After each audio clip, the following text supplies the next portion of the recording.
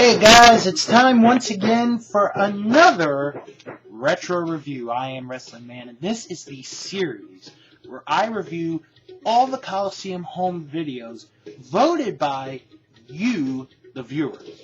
Now, of course, this is to review all Coliseum home videos, and of course, videotapes no longer exist, but there are still fans like myself who watch videotapes. And the only way you can really get Coliseum videos nowadays is basically through eBay or Amazon.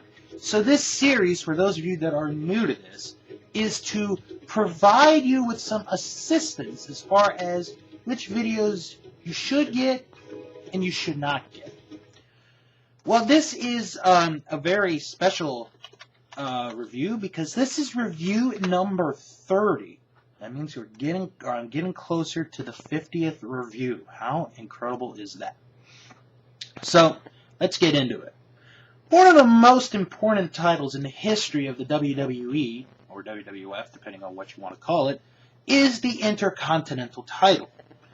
Now, of course, this belt is almost 35 years old, and with the exception of a couple of months, at the end of 2002 and the beginning of 2003, the Intercontinental title has brought us some of the most memorable matches and title defenses of all time.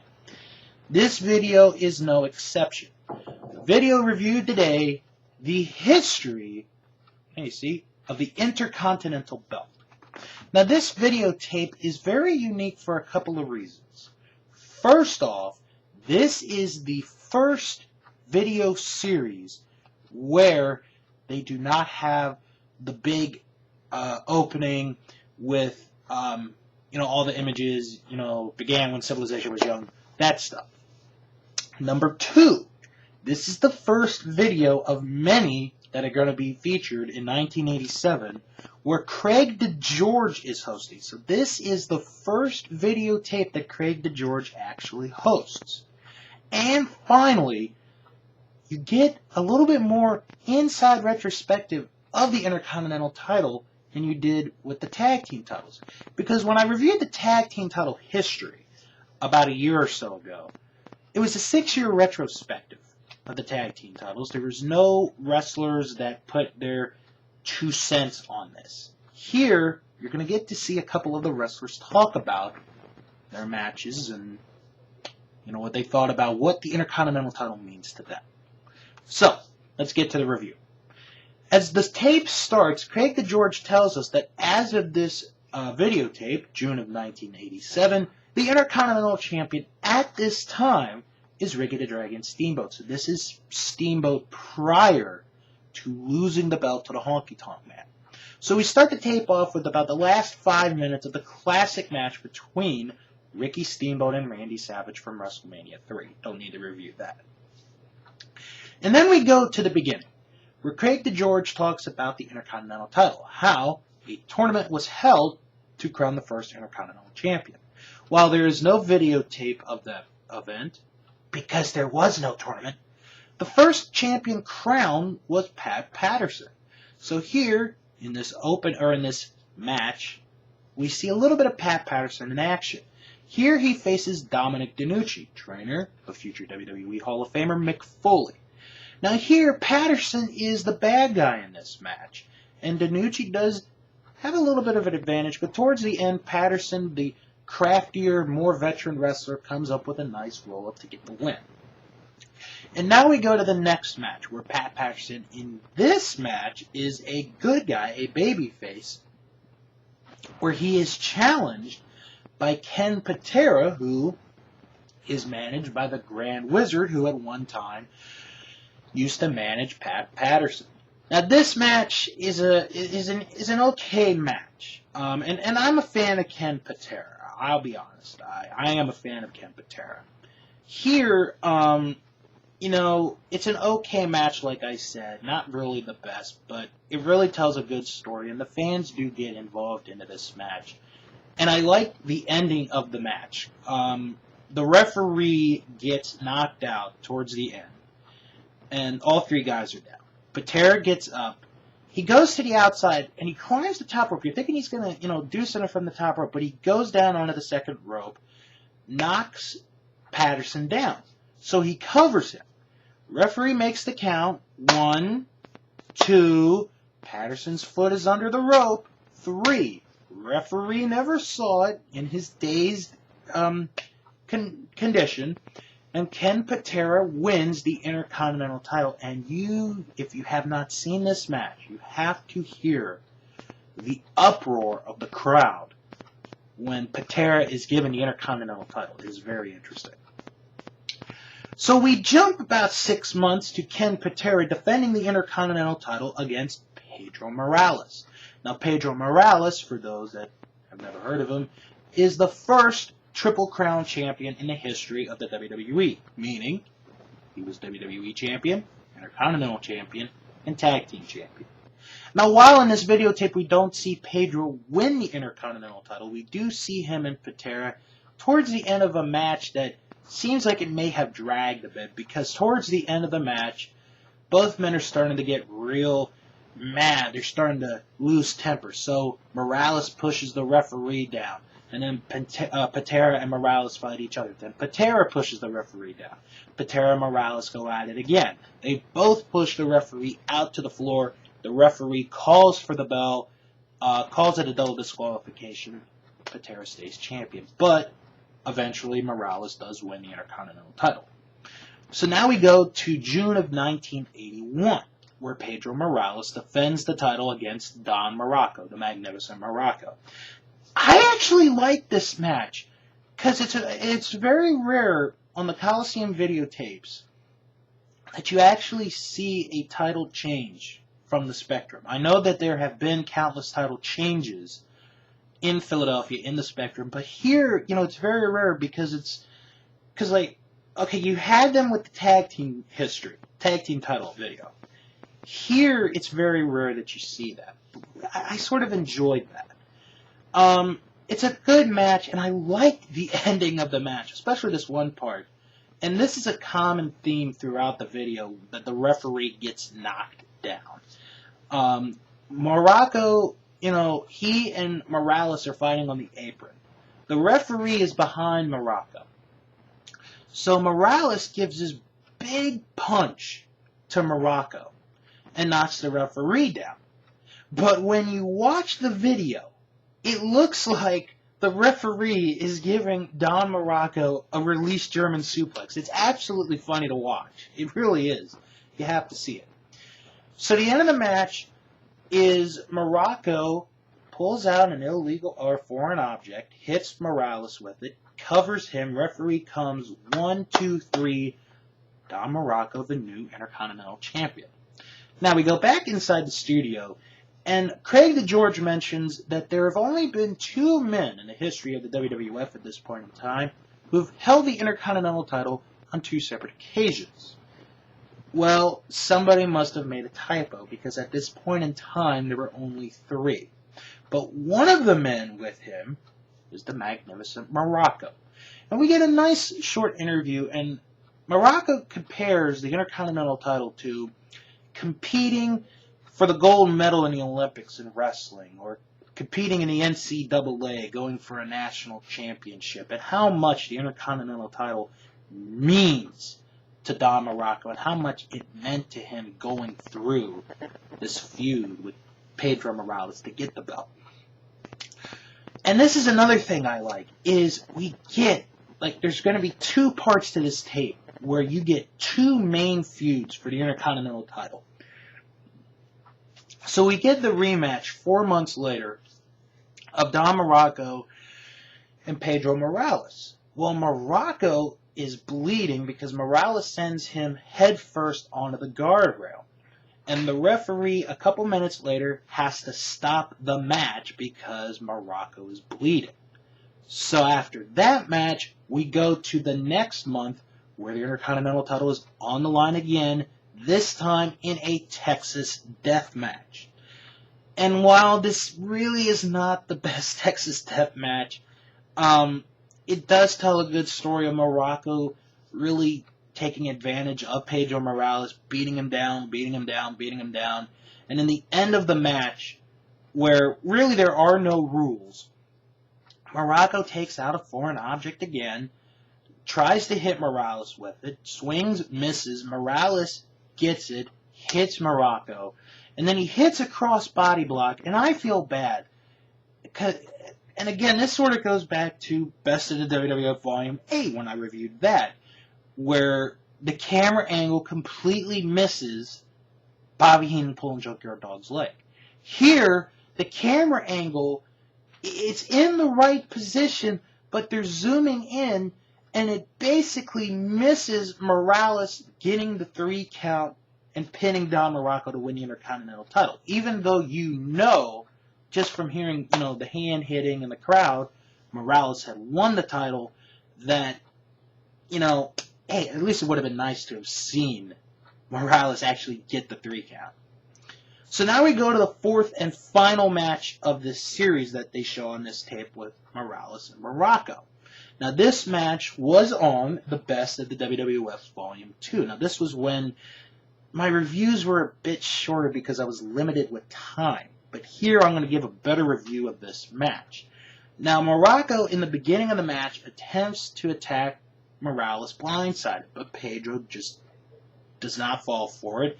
And for about the first 5-7 minutes of the match, Morales is in complete control over Don Morocco. And there's this funny line, because Vince McMahon and Gorilla Monsoon are commentating this match. And Monsoon goes, "Oh, Morocco is thrown to the outside on the other side." Okay. So later in the match, Morales tries a high knee on Don Morocco, but his knee hits the turnbuckle. And this is a turning point in the match because Morocco goes after the leg where Morales is hurt. So Morales makes a comeback. He attempts for the Boston crowd towards the end, but he can't really hold on to the move because of his leg. And then the end of the match, Morales, he's attacking Morocco, sends Morocco to the ropes, grabs him, tries for a body slam, but his leg gives out. Morocco covers him 1, 2, 3. Morocco wins, is the new Intercontinental Champion. I just love how that match ends based on, hey, this guy sold an injury in the match. And you don't see that often today, in WWE anyway. I'm not sure about many other, organizations, but Morales sells the leg injury, and, Morocco wins. He's the Intercontinental Champion. So now we go into 1984, where Don Morocco is defending the title against Tito Santana. So Craig DeGeorge here says that while the ending of the match has been lost, we do have some highlights of this match. So you don't get to see the ending of this match with Don Morocco and Tito Santana, but they show good footage where Morocco is in control, and then Santana gets back and he's in control, and they're fighting outside of the ring, they're fighting inside of the ring, and at the end we see Tito Santana, the new Intercontinental Champion. So we go back to the studio, and Craig DeGeorge is with Tito Santana. So Santana talks about how he thinks that Don Morocco and his manager at the time, Captain Lou Albano, had something to do with the ending of the match, that part of the tape being lost, thinking that they probably, threw it in the trash or deleted it or recorded over it, something like that. And then they get into Tito Santana's feud with Greg the Hammer Valentine, saying how it was a very dangerous feud. It was a bloodlust almost of hatred between the two men. So we now go into the second series of matches with Tito Santana and Greg Valentine. So here we start off with a match that takes place in August of 1984 in Madison Square Garden. Santana's defending the title against Valentine. So the end of the match, and they do show the end of the match, Santana hits the flying forearm, covers Valentine, 1, 2, and if you can see just barely over the shoulder, Valentine puts his leg on the rope, referee doesn't see it, 3, Santana wins, stays champion. However, after the match, Valentine continues to work on the leg of Santana, puts on the figure 4 leg lock, and the referee has to basically help Santana get back to the locker room. So, we're in the locker room. Lord Alfred Hayes is interviewing Tito Santana, and he's saying that he knows why Greg Valentine did that. He wants to put him away. He wants to make sure that he cannot defend the title in 30 days. He says that he feels like his knee is just blowing up, and he's just in agonizing pain. So then we get the counterpoint from Greg the Hammer Valentine, where Valentine says that Tito Santana, he calls him Chico Santana, and that Santana is the king of Taco Bell because he works at the drive-thru and cleans up the trash. Like, can you imagine if somebody said that today? It'd be such a big lawsuit. So anyway, we jump forward 1 month later to a televised title match of Tito Santana and Greg Valentine. This match was shown on the Grudge Match videotape, which you can also check out my review of. And here, they do show most of the match. Santana hits the flying forearm on Valentine. 1, 2, Valentine gets his foot on the ropes. The referee sees it this time. Santana and the fans think that he's won the match, but the referee's trying to tell him no. Valentine then gets him with a knee to the back, covers him. 1, 2, 3. Valentine wins, is the new Intercontinental Champion, and Angelo Mosca and Jack Reynolds, Reynolds is like, oh, hold on a minute, hold on. I don't know what happened, but I'll try to figure out. I'll try to tell you. And Mosca is like, oh, I can't believe it. I can't believe it. The hour of power right here on TV. It's just complete chaos, complete confusion. So after the match and Valentine's announced as the new champion, Valentine puts the figure 4 leg lock on Santana, thus with the storyline of Santana being out for a couple of months with a leg injury. So then we go into November of 1984. This time, Valentine is the Intercontinental Champion, and Santana's the challenger. And here, this looks like a very good match, because Santana, on multiple occasions, almost wins the Intercontinental title. I mean, multiple occasions where he comes within like a half second of winning the Intercontinental title. But this match does go to a draw because of curfew. So Greg Valentine, even though he is bloodied again, this is another theme in the videotape, besides the referee getting knocked down, is guys lose blood in this match. Valentine stays the Intercontinental Champion. And then we go to the Steel Cage match from July of 1985, Valentine and Santana. I've reviewed that match twice, so you could either go to the Grudge Match tape or WWF Inside the Steel Cage to check out my review of that match. And the famous ending, Santana climbs over the cage, Valentine tries to go through the door, Santana kicks the door into Valentine, knocks Valentine down, Santana jumps to the floor, wins, new Intercontinental Champion, and then Valentine grabs the belt, destroys the belt, but Santana doesn't care, he wins, he's the champion. Now, I didn't know this at the time, but I watched the history of WWE in 1985. Greg Valentine was on, and they talked about the Steel Cage match. And the guy that was doing it, he told Valentine what Santana did with the belt that night. And Santana said that he threw that belt in the dumpster. And Valentine was so mad that Santana threw the belt down, or threw it in the trash can. So that belt, one of two things has happened. The long shot, what happened, is somebody took the belt from the trash can and has it in their collection, which I doubt. Or B, it has been destroyed and no one has ever found it, no one's ever seen it, so we can forget it. So we go back into the studio with Craig DeGeorge, and Craig talks to Santana. He asks him about how personal, did the Intercontinental title make it for you? How personal was it to keep the belt? And Santana says that once you hold the title, once you hold the belt, it becomes a part of you. And then when you lose it, you want it back even more, and it makes it even more personal. And especially with what Valentine did, it became extremely personal for the Intercontinental title, and how it is such a prestigious belt, a great belt to have.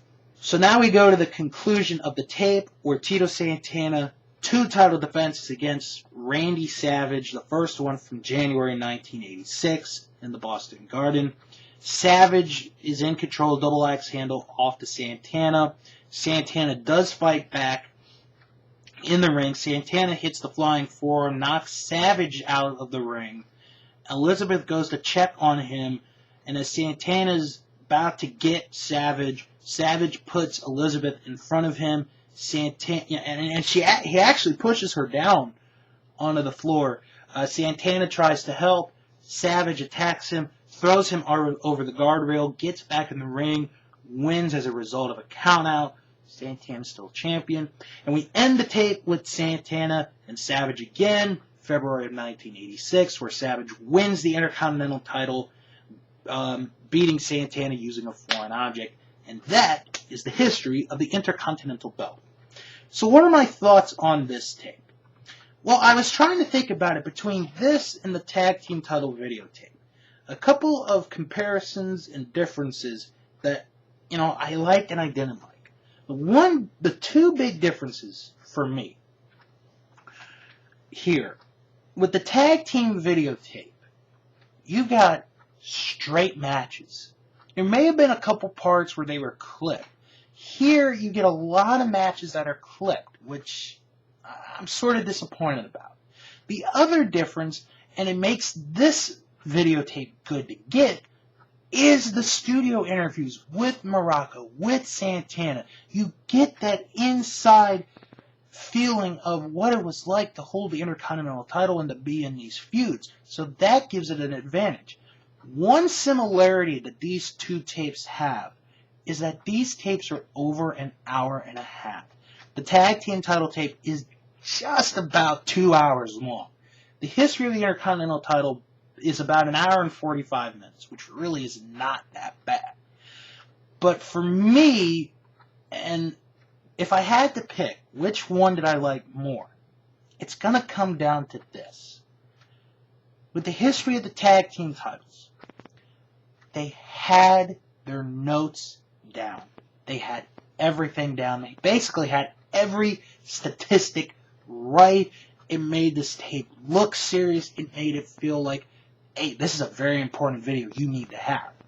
With the history of the Intercontinental title, there were a couple of moments where you felt like, okay, this is sort of insulting my intelligence. Like, oh, well, there was a tournament in Rio de Janeiro for the Intercontinental title. We don't have any footage of that. Most people know by now there was no tournament. But, of course, like I said, this is 1987. Oh, there have been only 2 men that have held the Intercontinental title twice. If the guys actually did the research, it was 3 times. So, of the 2, I prefer the tag team title video over this one. But this videotape is a good tape to have, considering WWE does not put out that 3-disc set of the history of the Intercontinental belt for like another 20 plus years. So, if you want the early history of the Intercontinental belt, an 8-year retrospective, this is a tape you need to get. If you're a big fan of the Intercontinental belt, if you're a big fan of Intercontinental Championship matches, I definitely recommend this tape for you. But, like I said, between this belt, or not this belt, between this tape and the tag team tape, or the tag team championship tape, I sort of have to take the tag team title video over this one. But like I said, it's just my opinion.